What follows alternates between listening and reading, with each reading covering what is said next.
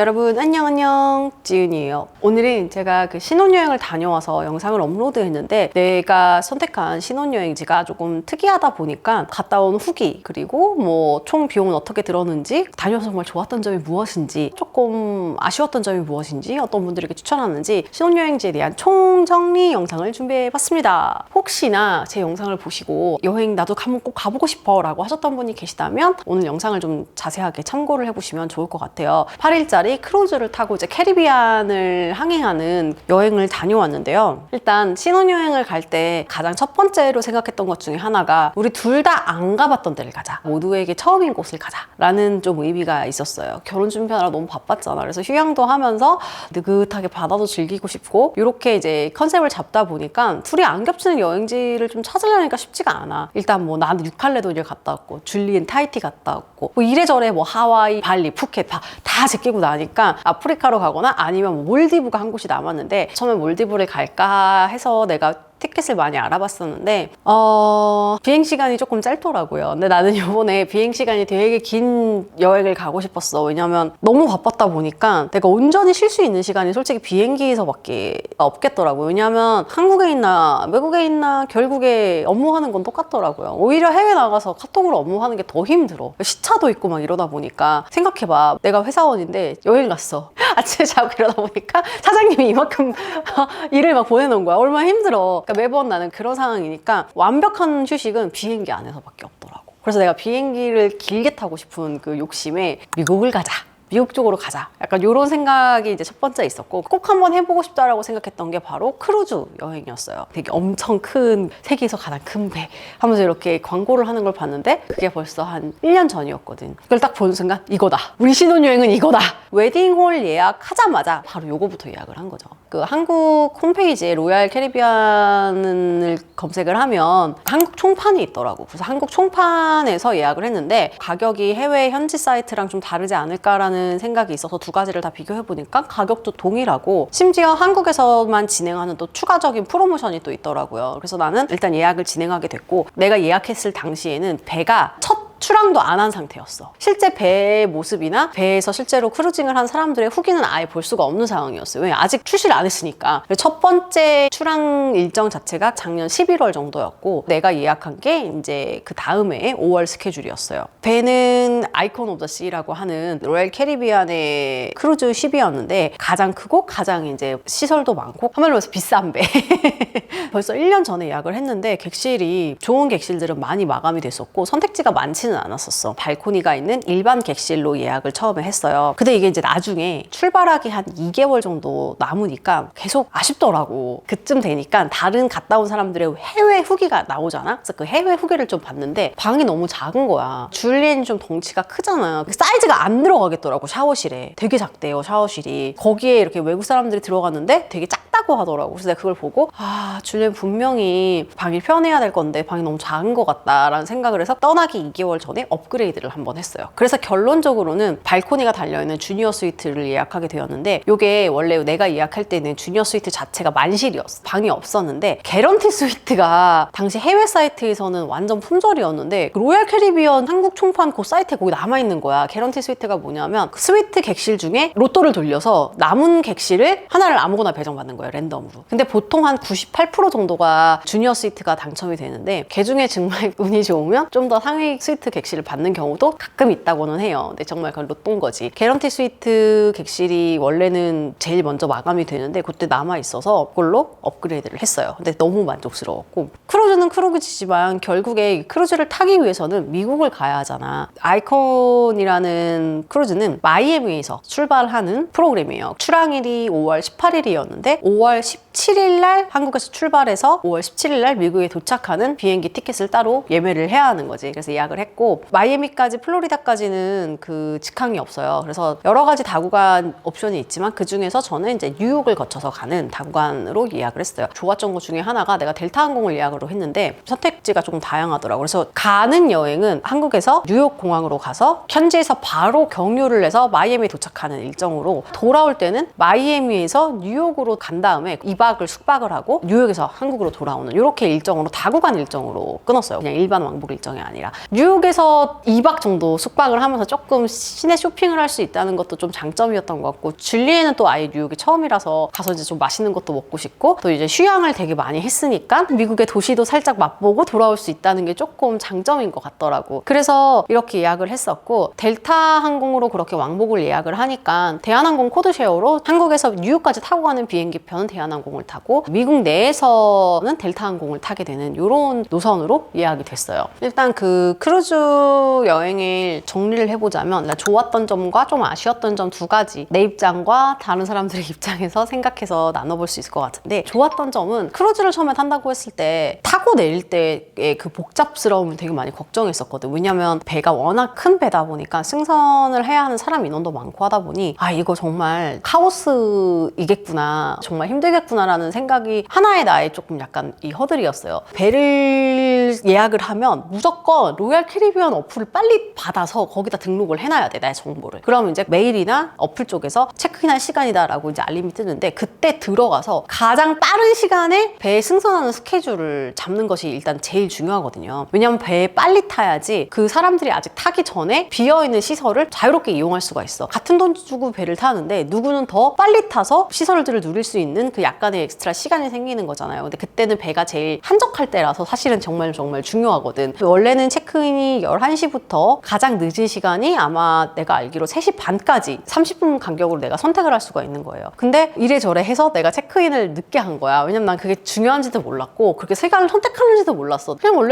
시간을 보내다가 전전날인가 체크인을 했는데 2시 반이 남아있더라고. 그래서 2시 반을 선택을 했어. 줄리엔이 늦게 할까? 이러길래 아니야, 그래도 일찍 타는 게 좋으니까 2시 반으로 하자. 그런데 이제 알고 보니까 11시부터 원래 체크인은 시작된다고 하더라고. 그래서 내가 아니 그럼 2시 반에 가면 우린 점심을 못 먹는 거잖아, 그 웰컴 점심을. 그래서 너무 아쉽더라고. 근데 내가 그 전에 키라는 혜택을, 패키지를 구매를 해서, 우리나라로 따지면 뭐냐 하면 VIP 패스 같은 거죠. 롯데월드나 이런 데 가면 패스트 트랙이라고 추가로 돈을 하면 줄 안 서도 되고 이런 게 있잖아요. 마찬가지로 얘도 키라는 그 시스템 자체가 그런 기능을 가지고 있어. 그래서 키를 가지고 있으면 몇 시에 체크인을 하던 상관이 없대. 키 체크인은 아무 때나 와서 해도 된다는 거야. 그래서 우리가 오전에 일찍 가자, 그래서 한 10시 30분쯤에 항구에 도착할 수 있도록 갔어요. 좀 일찍 갔어. 왜냐면 혹시라도 또 줄 서야 될 수도 있으니까. 시간이 11시부터 체크인이라고는 공지가 되어 있었지만 우리가 갔을 때 10시 반부터 이미 체크인을 진행하고 있더라고. 그러니까 일찍 가도 열려 있는 거야, 문은. 택시가 저희를 드롭오프 해줬거든요. 그 드롭오프를 하자마자 어떤 아저씨가 그냥 짐을 가져가 버리는 거예요. 그래서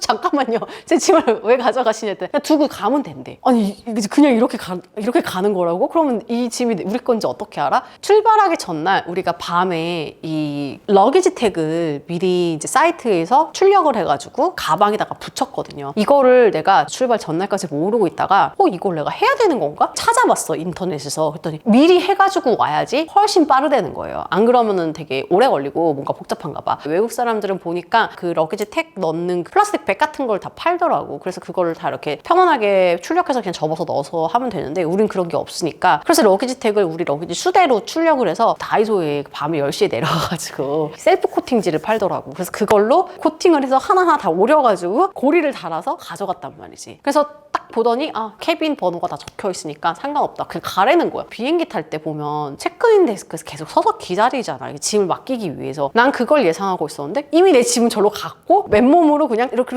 걸어가기 시작한 거예요. 근데 이게 그 외국인들이 올려놓은 크루즈 팁을 그래도 몇 개 봤는데, 짐을 다 맡겨놓고 일찍 체크인하는 경우에 방 오픈이 1시 정도에 된대요. 그러면 내 짐이 아직 내 방에 안 돼 있는 거잖아. 그러면 11시에 체크인해서 그 시간 동안 수영장을 가고 싶거나 뭐 짐을 가고 싶어도 못 갈 수 있으니까 수영복 한 벌 정도는 핸드캐리를 하라고 팁에서 얘기를 해주더라고. 그래서 나는 이제 가방에 수영장에서 입을 수 있는 그 세트를 한 벌을 준비를 하고 있었어. 그래서 그걸 들고 똘똘똘 걸어간 거지, 그 체크인을 하러. 근데 그 체크인이 보면은 내가 예상했던 것과는 완전 다른 그림이었어요. 아예 사람이 아무도 없는 거야. C패스라고 하는 게 있는데 그 C패스는 내 휴대폰에 바코드로 나와 있어요. 그래서 어플 보여주니까 그걸 딱 바코드로 찍어서 이미 내 얼굴이랑 그 자리에서 바로 다 찍어. 그러니까 너무너무 간편하고, 내가 택시에서 내린 순간 중간부터 배 승선까지 5분도 안 걸렸어요. 우리 둘이 계속 쳐다보면서 이렇게 배에 탄다고? 이게 말이 돼? 이건 정말 약간 신세계다. 승선을 할 때 약간 기다림과 이런 거에 대해서 좀 걱정이 있으셨던 분들도 생각보다 이 크루즈에 타는 그 과정이 굉장히 짧더라. 그래서 나는 이게 정말 큰 장점이었다고 생각해. 왜냐면 여행 가서 기다리고 막 짐 붙이고 짐 들고 옮기고 이 과정이 되게 힘들거든요. 그렇지 않아도 20 몇 시간, 거의 23시간에 걸려서 거기까지 갔는데 다음날 아침에 짐 들고 거기서 기다린다고 생각해봐. 근데 그 모든 과정이 없었다는 거. 가장 큰 사실은 장점인 것 같아요.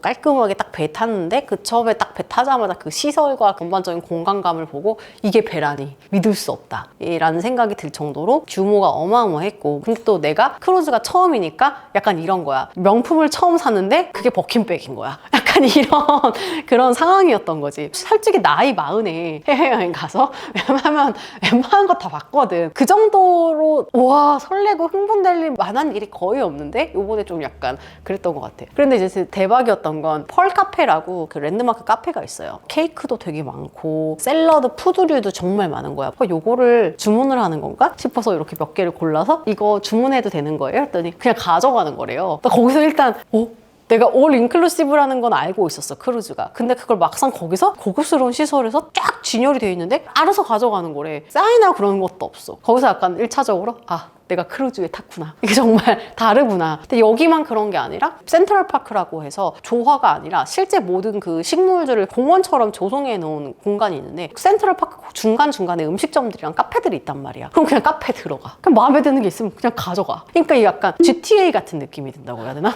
그냥 그래가지고 나는 처음에 그게 너무 컬처 쇼크였어. 너무 좋은 거예요. 생각해봐. 너무 좋은 거야. 이거는 내가 배에서 타서 내릴 때까지 적응이 안 됐고 하면서 계속 너무 신기했어. 카페 같은 경우도 24시간 운영을 하는데 에스프레소로 내리는 커피 그리고 주류 요거 두 개는 따로 음료 패키지를 구매를 하는 경우에는 그것도 무제한인 거야. 그러니까 술을 좋아하시는 분이 크루즈 가면 이제 난리가 나는 거야. 왜냐하면 거기 바가 종류별로 진짜 많거든요. 앞쪽, 중간 쪽, 끝쪽 이렇게 세 가지 파트가 배가 있는데 보통 한 파트마다 바가 한 2개씩은 있단 말이야. 한두 개씩은. 그러면 층마다 놓고 봤을 때 바가 얼마나 많은 거야. 야외에도 있고 공원에도 있고 재즈바도 있고 카지노에도 바가 있고 바가 진짜 많아요. 근데 거기서 주는 주류들이 다 다른데 그게 다 공짜로 생각해봐. 그러니까 진짜 술 좋아하시는 분들은 크루즈 내내 계속 술을 들고 다니는 거야. 계속 칵테일 마시고 계속 모히또 마시고 그런데 이제 안주가 없어? 그럼 피자 가져가가지고 또 피자랑 같이 마시고 약간 이런 거예요. 그러니까 개념이 다른 거지. 언리미티드 다이닝 패키지라는 돈을 내고 추가할 수 있는 패키지가 있는데 어떤 곳들은 공짜로 이용할 수 있는 공간들이 있고 특정 레스토랑들은 추가 비용을 내야 돼. 예를 들어서 좀 비싼 레스토랑, 뭐 스테이크 레스토랑, 시푸드 레스토랑 이런 데는 좀 엄청 고급이거든 진짜로. 드레스 코드가 필요한 데도 있고 우리가 이 패키지를 한 거를 구매를 하면 여기도 무제한으로 이용할 수 있는 거야. 홈페이지에서 예약을 했을 때에는 한 사람당 20불, 20불 한계가 있다고 들었어요. 그래서 총 두 사람이 40불까지 주문을 할 수 있다고. 이후에 추가 비용이 발생하면 그거는 추가를 내야 된다. 근데 막상 가서 운영을 해보니까 거기서 제한을 안 둬요. 마음껏 막 시킬 수 있는 만큼 다 시켜 먹어도 돼. 그래서 우리가 메인 디쉬를 막 3개씩 시켜 먹고 디저트도 3개씩 시켜 먹고 이랬단 말이지. 그 비싼 레스토랑에서 거의 뉴욕에서 먹었던 전문 레스토랑만큼의 퀄리티를 다 가지고 있었어요. 맘 놓고 여기서 정말 끝까지 먹겠다, 대식가다 하시는 분들은 가면 진짜 하루 종일 먹다가 끝날 수도 있어. 그런가 하면 크루즈에 좋았던 점은 계획이 필요가 없어. 8일 동안 여행을 하는데 내가 할 일은 아무것도 없는 거야. 배 타는 순간부터 시작해서 배 내리는 순간까지 모든 스케줄이 다 정해져 있고 되게 많은 프로그램이 있거든, 시간마다. 그럼 그중에 내가 가고 싶은 거 그냥 선택해서 가면 되는 거야. 계획해야 되는 거는 딱 하나밖에 없어. 뭐 먹을까? 왜냐하면은 레스토랑 미리 예약해야 되거든. 이게 이제 크루즈 여행의 특징이겠죠. 캐리어를 안 풀어도 돼. 또 우리가 보통 유럽 같은 데 가서 여행할 때, 이동할 때는 캐리어를 계속 닫았다 열었다 닫았다 열었다 다시 짐 싸고 이거를 계속 반복이잖아. 그 과정이 생략되니까 너무 편한 거예요. 엑스트라 타임이 진짜 많이 생기더라고. 이동 시간을 다 빼고 나니까. 그렇게 시간 확보를 할 수 있고 24시간을 다 온전히 즐길 수 있다는 게 되게 좋았던 것 같고, 크루즈는 섬에 도착해서 목적지에서 내릴 수 있는 날과 항해를 하는 날 이렇게 두 가지로 나뉘는데 내가 탔던 크루즈는 8일 중에서 포트데이는 3일이었고요. 나머지는 선상이었단 말이야. 줄리엔이랑 나랑 둘 다 했던 얘기가 아쉬워. 선상대에 좀 더 있었으면 좋겠어. 그러니까 우리는 크루즈가 되게 잘 맞는 거지. 그만큼 조금 휴식하고 휴양을 좋아하시고 짐을 풀지 않고 그냥 마치 사는 방처럼 이렇게 꾸며놓을 수 있다는 게 너무너무 좋았고, 신혼여행이었잖아. 근데 보통 사람들이 신혼여행 가서도 싸운다고 하잖아요. 일정 때문에도 싸우고. 그래서 싸울 일이 되게 많기는 하겠지. 근데 크루즈의 좋은 점은 너무 안전해. 내가 미국으로 여행을 갔는데 요즘에 미국 치안도 안 좋고 소매치기 당한 사람도 있고 어떤 일을 경험한 사람들도 있고 하잖아요. 크루즈는 좋은 점이 내 휴대폰을 내려다 놓고 그냥 돌아다닐 수 있는, 그 정도로 안전하더라고. 적어도 거기서 이제 배를 타는 사람들은 어느 정도 돈을 내고 다 들어온 사람들이잖아요. 그러다 보니까 다 여행을 즐기러 온 사람들이고, 그러다 보니까 그로 인해서 뭔가 둘이 싸우거나 드라마를 겪을 일들도 굉장히 적더라고. 일정에 쫓길 일도 없고 평화 그 자체인 거야. 그러니까 둘이 서로 사이가 좋아질 수밖에 없겠더라고. 그래서 둘이 대화할 시간도 되게 많고 로맨틱한 분위기를 형성할 수 있는, 허니문이라는 무드에 되게 잘 맞을 수 있는 딱 그런 여행의 모양새를 갖출 수 있었던 것 같아요. 뭐 우리가 평생 살면서 여행은 앞으로 갈 일을 되게 많잖아. 근데 첫 번째 딱 신혼여행의 허니문의 그런 시간은 특별하다고 생각하거든요. 그래서 그런 거를 만들 수 있었다는 게 나는 가장 또 좋았던 점 중에 하나인 것 같아요. 그런가 하면 딱 탔는데 정말 미국인 거야. 거기 이제 미국이나 다름없거든요. 미국 사람들만 거의 한 98% 정도가 타고 있었던 것 같고, 보통 내가 뭐 캘리포니아를 가든지 뭐 뉴욕을 가든지 이런 데 가서 있으면 다른 문화가 섞여 있는 느낌을 많이 받거든. 음식이나 모든 문화나 이런 것들을 보더라도 다양한 문화가 섞여 있는 게 원래 내가 경험했던 미국이라면, 내가 크루즈에서 경험한 미국은 약간 다른 느낌이었어요. 출발하는 날, 출발날 항해 출발 기념 행사 같은 게 있었던 거지. 행사장에 갔어 내가. 그랬더니 사람들 다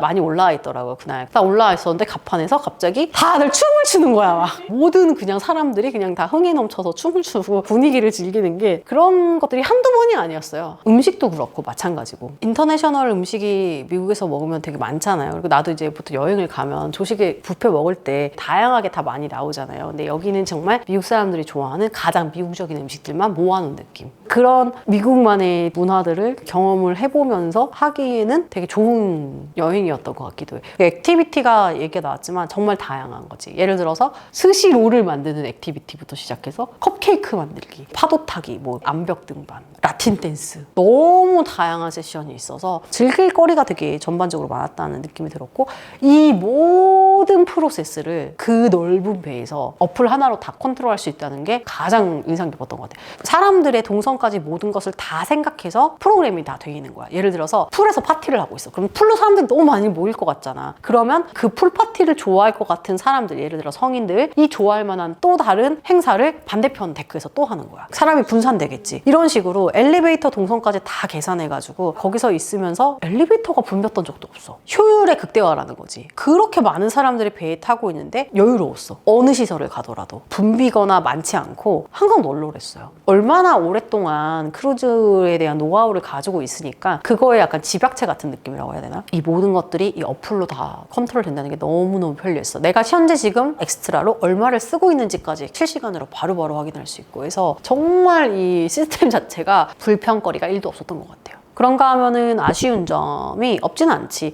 호불호가 갈릴 수 있는데, 일단 첫 번째는 음식이에요. 나는 나쁘지 않았어. 난 좋았어. 나는 일단 기본적으로 한식과 양식을 놓고 본다면 양식을 원래 되게 많이 좋아하는 편이에요. 건강 때문에 밀가루 많이 줄이게 되면서 밥으로 많이 넘어온 거지. 그래도 기본적인 식생활 자체는 양식 스타일이었거든요. 그러니까 난 괜찮았어. 근데 일단 배 안에서 먹을 수 있는 한식은 없어요.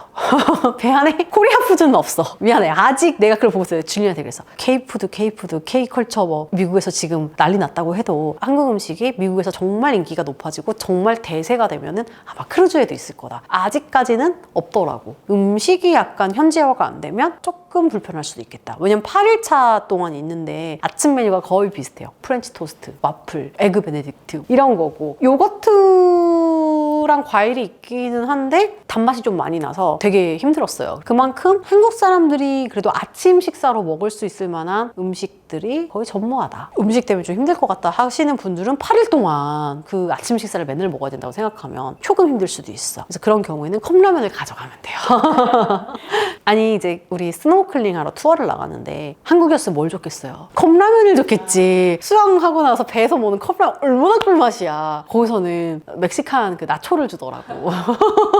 나는 100% 한식파다. 밥 먹을 때 밥이랑 국이 있어야 된다. 이러신 분들은 진짜 힘들 수 있어요. 그리고 또 한 가지는 아까 이야기했던 것처럼 참여형이 아닌 사람들은 좀 불편할 수도 있을 것 같아요. 어떤 프로그램도 결국엔 참여를 해야 되는 건데 참여하는 게 조금 쉽지 않은 성격, 그러니까 좀 불편하거나 취향이 아닌 사람들은 재미가 없을 수도 있다는 거지. 나랑 줄리엔 같은 경우는 솔직히 참여형이 아니야. 나는 한국 사람이라서 언어가 안 돼서 더 참여형이 아니고, 그래도 적어도 우리는 운동을 너무 좋아하니까 아침에 일어나서 운동하고, 그리고 이제 아침 먹고 나서 우리 둘 다 태닝을 좋아하잖아. 올라가서 책 보고 음악 듣고 쉬는 거야. 그러다 보면 점심 먹을 시간이야. 그럼 또 가서 점심 먹고, 거기다가 이제 우리가 사우나 패키지를 끊었거든. 그럼 사우나하고 저녁 먹고 아주 알찬 루틴인 거지. 그래서 나는 그 루틴이 너무 좋았는데, 만약에 우리처럼 사우나도 안 좋아하고 운동도 안 좋아하고 근데 참여형도 아니라서 프로그램도 딱히 안 좋아해. 그럼 솔직히 재미가 없을 수도 있는 거지. 좀 지루할 수도 있고 그냥 하루 종일 방에만 있어야 되는 또 상황이 될 수도 있는 거죠. 나랑 주행하는 게 너무너무 좋았지만 누군가에게는 조금 선호에 따라서 내가 좋아하는 게 없는 경우에 약간의 그 호불호가 갈릴 수 있고요. 나머지는 결국에 이거는 이제 물리적인 부분인 건데 시차가 있을 수 있어. 크루즈만의 문제라기보다는 미국권으로 여행을 가게 되면 겪게 되는 그런 문제인 것 같아요. 우리가 신혼여행을 가면은 길게 가시는 분들은 2주 막 가기도 하지만 짧게 가는 사람들은 일주일 정도 가잖아요. 거의 첫날, 둘째 날, 셋째 날은 시체라고 보면 돼. 낮에 아무것도 못한다고 보면 돼요. 오후 시간은 결국에 나와의 싸움이야. 정신 차려.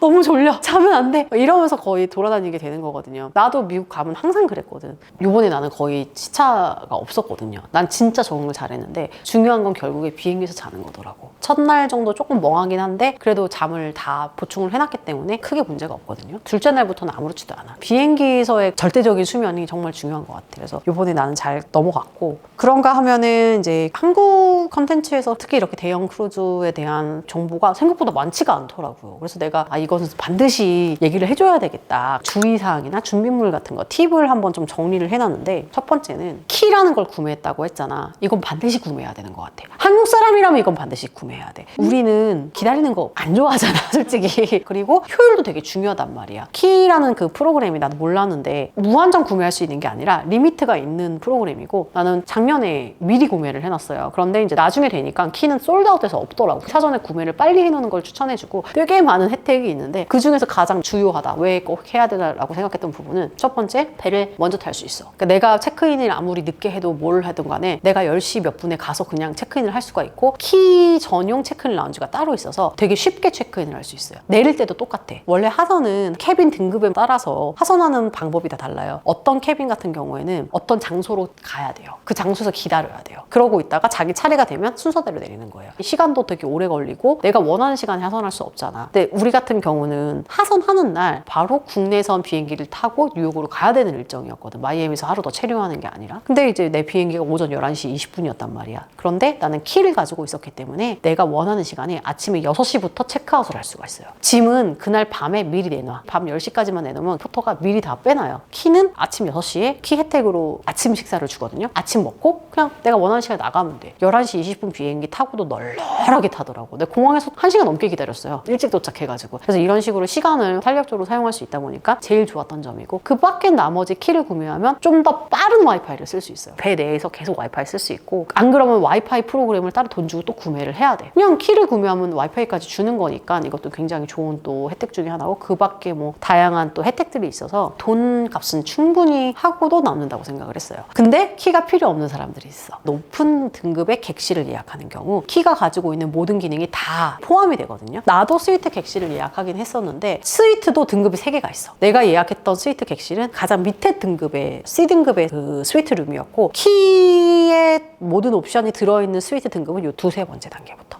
위에 2등급 같은 경우에는 이들만이 밥 먹는 라운지랑 이들만이 사용하는 썬데크가 따로 있어가지고 약간 그 사세 같은 느낌인 거야.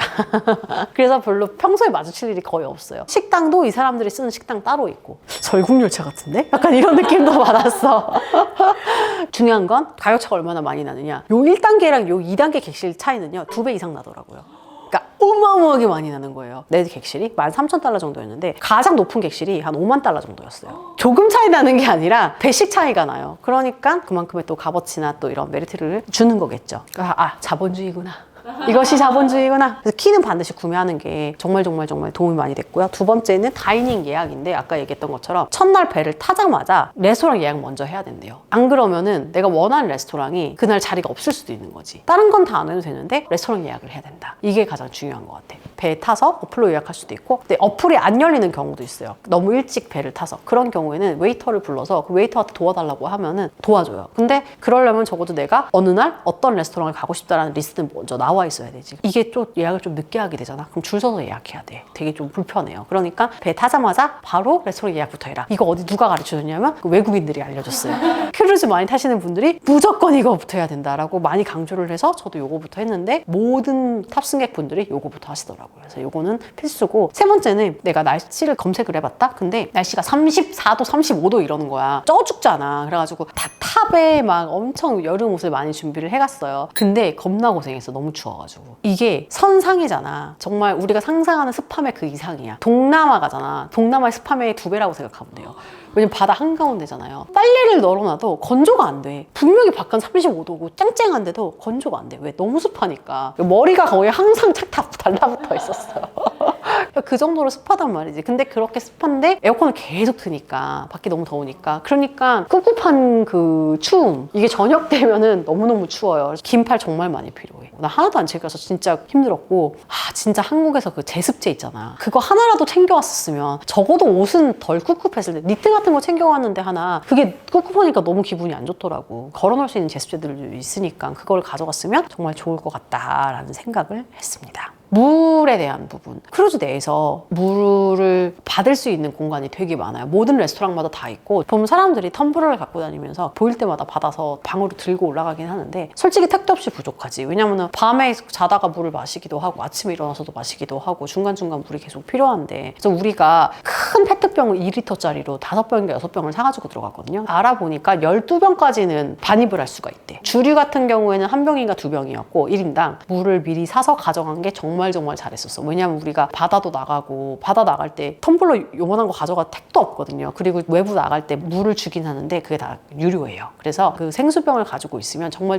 이게 도움이 많이 돼서 꼭 사가는 게 좋을 것 같고, 이 물을 가방에 넣어서 들고 들어가잖아. 그럼 그 짐은 되게 늦게 들어와요. 가방에 5병을 채워서 같이 포터한테 맡겼는데 나머지 우리 짐은 다 들어왔는데 그 가방 하나만 그날 밤 7시 넘어서 들어왔어. 액체류는 체크를 좀 많이 하나 봐요. 이 안에 혹시 뭐가 들어있는지. 그래도 어쨌든 물은 반드시 가져오는 게 좋았고, 또 한 가지는 정장을 챙겨가는 거. 이 미국 사람들이 아침 점심까지는 수영복 입고 막 돌아다녀, 배 안을. 근데 저녁 딱 되는 순간 풀 세팅 딱 하고 다 드레스에 막 이렇게 구두 신고 저녁 먹으러 간단 말이죠. 그리고 특정 어떤 레스토랑에서는 그렇게 옷을 안 입으면 안 돼. 드레스 코드가 있어서. 좋은 음식을 먹으러 갈 때에는 거기에 맞는 복장을 하고 간다는 게 또 그들의 매너다 보니까 대부분은 또 그렇게 다 입고 계시더라고요. 그래서 좋은 옷이나 정장처럼 입을 수 있는 거를 한 벌 정도는 가져가면 분명히 활용할 순간이 오거든요. 한 벌 정도는 정장을 챙기면 좋을 것 같다. 특히 남자분들. 구두가 반드시 필요합니다.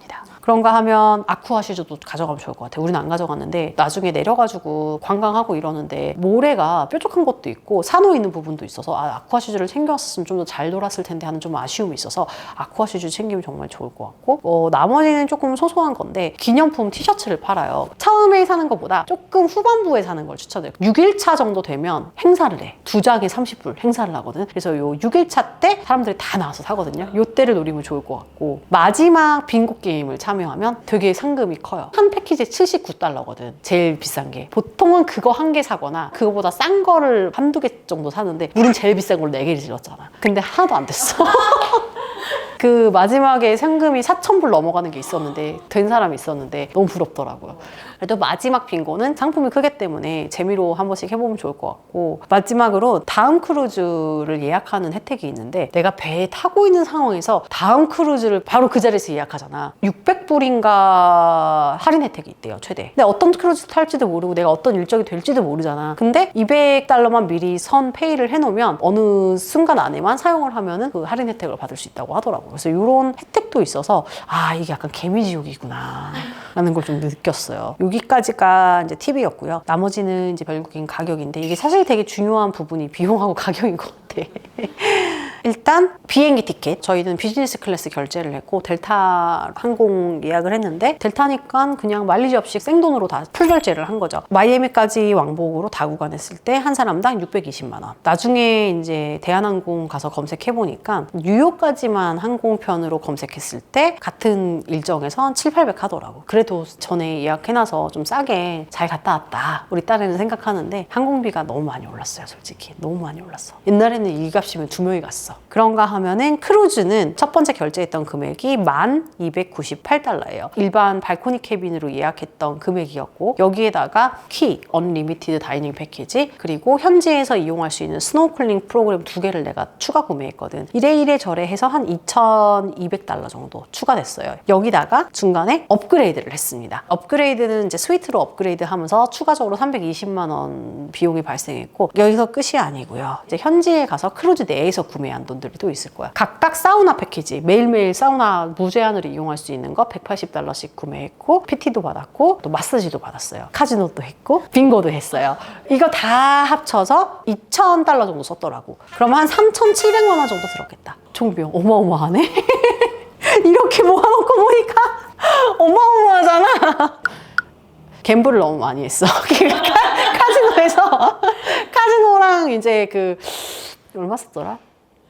그것만 줄였어도 조금 줄어드는구나. 그러니까 이런 식으로 마사지 안 받으면 되잖아. PT 안 받으면 되고 사우나 안 하면 되고. 그래서 이래저래 해서 줄이면 줄일 수는 있고 우린 좀 약간 맥시멀리즘으로 다녀온 것 같아. 아이콘이 좀 비싸기는 해. 출항한 지 시작한 지 얼마 안 돼서 할인도 많이 안 들어가고 가격대가 다른 거에 비해서도 좀 있는 편이에요. 그러면 과연 추천하느냐 비추천하느냐 뭐 어떤 분들에게 추천하느냐. 일단 추천은 우리처럼 나이대가 좀 있고 일단 30대 이상이고 신혼여행이라서 두 사람한테 좀 많이 집중하고 싶다. 그런 것들에 좀 시간을 할애하고 싶으신 분들에게 좋은 것 같고 우리처럼 뭐 운동이나 사우나나 뭐 특정 액티비티가 되게 좋아서 크루징을 하는 것 자체가 잘 맞는 분들에게는 너무너무 더할 나위 없이 좋은 선택인 것 같아요. 그런가 하면 뭐 계획을 짜기 조금 귀찮고 패킹하기도 귀찮고 예쁜 옷은 잔뜩 입고 싶고 라고 한다면 크루즈가 잘 맞을 것 같아. 잘 안 맞는 스타일은 그런가 하면 답답한 거 싫어하시는 그러니까 뭐 조금 답답함을 느끼시는 근데 배가 워낙 커서 솔직히 답답하지 않아요. 코엑스에 들어와 있는 것 같은 느낌이긴 한데 코엑스에 있다고 답답하진 않잖아. 그리고 야외도 공간도 너무 잘 돼 있고 배 안에서도 실외 공간이 너무 많아가지고 답답함을 느낄 만한 건덕지는 별로 없는데 배라는 그래도 인위적인 공간 자체에 불편함을 좀 느끼실 수 있을 것 같기도 해요. 그리고 너무 커서 솔직히 내가 배 타고 있다는 느낌 자체가 안 들어. 왜냐면 흔들리지도 않고 여기가 배야? 지상이야? 헷갈릴 정도로 그런 느낌이 없었는데 그래도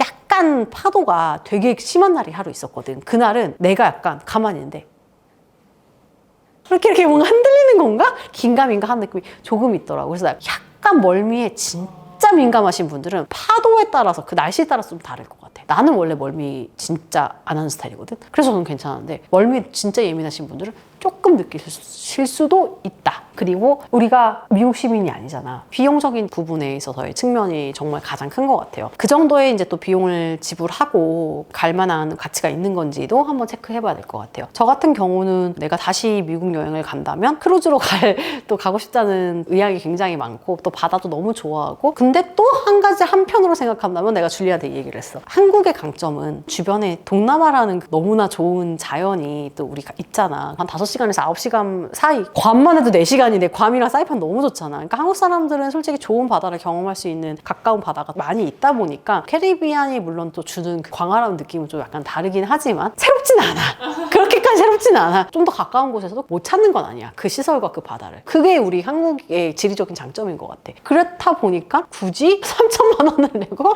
여기로 오는 거는 조금 가성비가 떨어질 수 있다는 생각을 저는 개인적으로 했어요. 그래서 그것만을 본다기보다는 크루즈가 주는 전반적인 그 모든 경험과 다 나한테 맞아야지만 나는 돈을 쓸 가치가 있다라고 생각이 들었어. 결국엔 갔다 와서 내년에 한번 또 가자 라고 생각할 만큼 저는 잘 맞았고 다음에 이제 뭐 똑같은 지역이 되던 좀 다른 지역이 되던 기회가 된다면 무조건 난 또 가고 싶다라는 게 이제 우리 둘의 공통된 그거였어요. 하지만 모든 사람마다 여행 스타일은 다 다르고 추구하는 그것들이 다 다르다 보니까 선호에 따라서 좀 달라질 수가 있더라. 이렇게 해서 저희는 또 성공적으로 신혼여행 갔다 왔는데 아무런 사건 사고도 없었고 너무 좋았어. 줄리엔도 그렇고 나도 그렇고 우리가 되게 기억에 남을 만한 신혼여행 갔다 온 것 같다. 아주 즐겁게 비싼 신혼여행을 다녀왔습니다.